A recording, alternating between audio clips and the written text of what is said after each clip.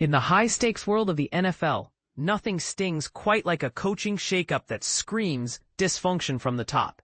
And the Tennessee Titans' recent firing of Brian Callahan is a prime example. If you're a football fan or aspiring coach, this story isn't just about one man's exit.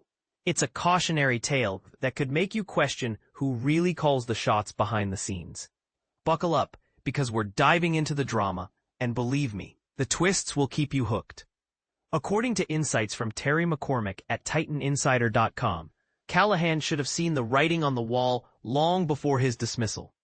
The report points out that the pivotal move to strip him of play-calling responsibilities handed over to quarterbacks coach Bo Hardegree following a Week 3 defeat to the Indianapolis Colts almost certainly originated from Titans owner Amy Adams Strunk. McCormick's sources reveal that while the coaching staff believed Callahan was the one making the call, the real directive came down through President of Football Operations Chad Brinker and General Manager Mike Borgonzi, who were reportedly instructed by ownership to push it through. Now, for those new to the NFL's inner workings, let's break this down simply. In pro football, ownership, like Strunk, owns the team and has ultimate authority over big decisions. On one side of the coin, savvy owners empower their football experts, think coaches and front office pros, to handle on-field strategy, much like a CEO trusting managers in a business. But on the flip side, less effective owners might interfere in areas where they lack deep expertise, which can lead to confusion and poor outcomes. It's like a restaurant owner stepping into the kitchen to tweak recipes without chef training. Sometimes it works, but often it causes more chaos.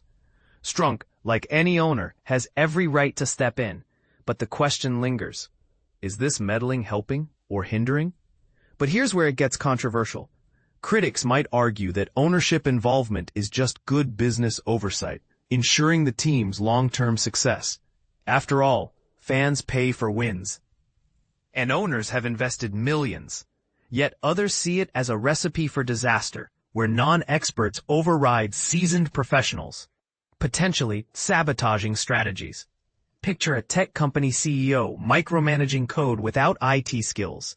It might seem proactive, but it often backfires. In the Titans' case, this dynamic seems to have fueled a dysfunctional atmosphere, exemplified by the bizarre Monday announcement of Callahan's firing, followed by a puzzling delay in appointing an interim head coach. Meanwhile, the clock ticked toward the return of ex-coach Mike Vrabel, who, with the Patriots, had already matched the Titans' win total from the last 23 games since his departure. It's a stark reminder of how internal turmoil can stall progress. And this is the part most people miss. The bigger lesson for future hires. Aspiring head coaches eyeing teams with a track record of erratic moves should pause and reflect. Examine how ownership has treated past coaches and evaluate the franchise's history of upheaval. It's tempting to jump at a lucrative offer, but ask yourself, am I just the next in line for the chopping block amid questionable decisions? While a buyout can soften the blow, top-tier coaches often prioritize stability over short-term gains.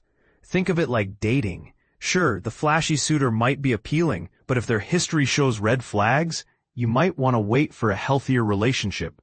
The Titans' revolving door of coaches is a classic example, and avoiding such pitfalls could save a career from unnecessary heartbreak. So, what do you think? Should NFL owners stick to the big-picture oversight and let the football pros run the show? Or does their involvement bring necessary accountability? And if you're a coach considering a job, how much does ownership stability factor into your decision-making? Share your thoughts in the comments. I'm curious to hear agreements, disagreements, or even personal stories from the gridiron world.